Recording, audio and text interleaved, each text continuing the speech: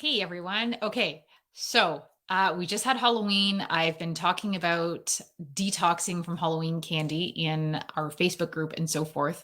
And I will be this week talking all about that. I wanted to hop on as well to just talk about drainage and detoxification in general, because I thought this time of year is the perfect time to start talking about that. What you need to be aware of, the connection between toxicity and learning and behavior issues, and what where can you start and so forth, because there's definitely reason to use caution with these things, but also reason to look into these factors and so forth. So number one, I want to say something that comes up a lot more now is that moms are more aware of toxicity in the in the environmental toxicity, pesticides, heavy metals, chemicals, right? All the stuff that's in our bathroom and cleaning products, pharmaceuticals, the stuff in our drinking water, the list goes on, right? It can feel pretty bleak and overwhelming, and quite honestly can make you feel like, I just can't. There's like, how are we going to control all of this? So, number one, it's great that you're aware of this if you're that mom. And if you aren't, well, there's always a room to start. So, the first thing I want to say is that what I hear, I don't want to say all the time, but often enough, is people start detoxes and then they don't feel well, or they start a detox and their child doesn't feel well. And sometimes it's quite honestly a nightmare. Their child feels horrible. They have behavior issues and brain fog and headaches, and they feel sick and they have fatigue and all of that type of stuff. And the thing I want to say is, first of all, if it's done properly and you're kind of paving the road properly first, you or your child should not feel 10 times worse. And that is because the first step should not be detoxification. The first step should be drainage. You always want to drain before you detox. And before I get into explaining the difference between drainage and detoxification, I do want to say, I do think that drainage and detoxification is really important in our world. Certain people will say we don't need to do that. Our bodies are designed to do that. We don't need to give it any, extra support and so forth. And that is true if we live in a world like several hundred years ago, where toxins in our environment was not really an issue. But today, as you know, it is an issue. And it's such an issue that, I mean, the studies and the research and the test results with everything from, glyphosate, otherwise known as Roundup, and the heavy metals and all of that type of stuff is really indicating that kids with learning and behavioral difficulties have significantly and sometimes astronomically higher levels of things like pesticides, heavy metals, other chemicals, and so forth in their urine, in their sweat, in their hair, when we do hair mineral analysis, and so forth. So it's definitely something we want to look at. It plays a huge role on cognition and so forth.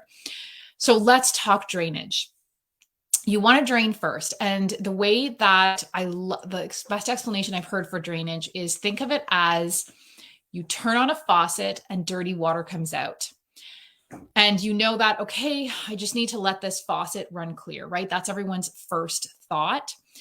But you need to think that if you just let that faucet run clear, but your sink is not draining well, meaning the sink bowl is not emptying down that drain because it's blocked, then what's going to happen? All of that dirty water is going to overflow or back up and overflow onto the counter or whatever, right? And over onto the floor.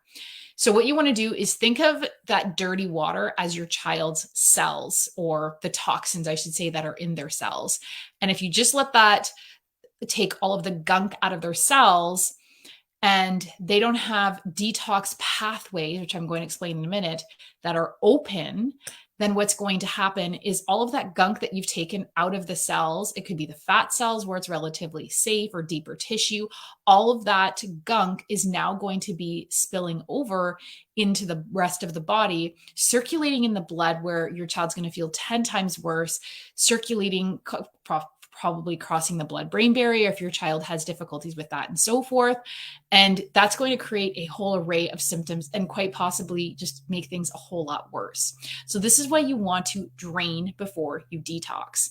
So basically think of it as you're pulling the trash. Detoxification is pulling the trash out of your child's cells, but you need to get the trash out of the drain, right? So you need to get it out of the body. So detox pathways are things like your child's liver, their kidneys, their lymphatic and glymphatic system. Glymphatic is their brain, their bowels, their lungs, even their skin, right, is a way that the body detoxes. And so we need to get that out first. We need to open that first, I should say. And a lot of our kids and adults have blocked detox pathways. So this is why you hear so many stories of people feeling so much worse and felt like they had a flu from hell and all that type of stuff when they detox. And it's probably because they aren't draining well first. So by now you're probably wondering, oh my goodness, does my child have blocked detox pathways?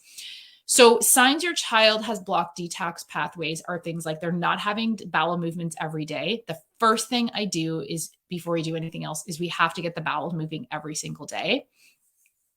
If there's digestive issues like bloating, gas, nausea, that's an indication there's blocked detox pathways as well. If they're not drinking sufficient water or their urine is darker, I don't want to say it should be clear because that can mean that there's not enough minerals and so forth, but they could be overhydrated. We always want to drink mineral or water, ideally with some minerals and so forth.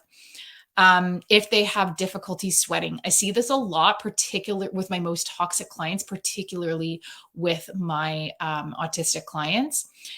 Even things like asthma and bronchitis and so forth, as well as things like brain fog, memory issues, headaches, all of that. That indicates a glymphatic. The brain is not draining well.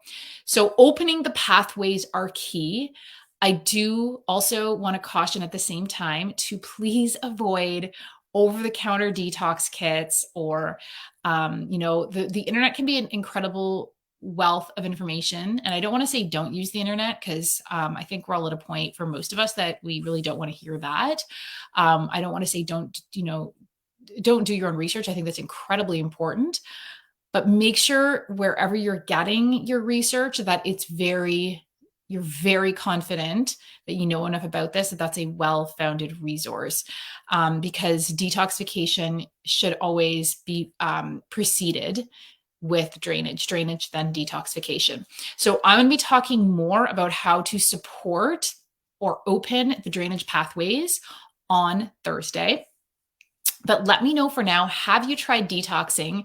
Have you tried draining?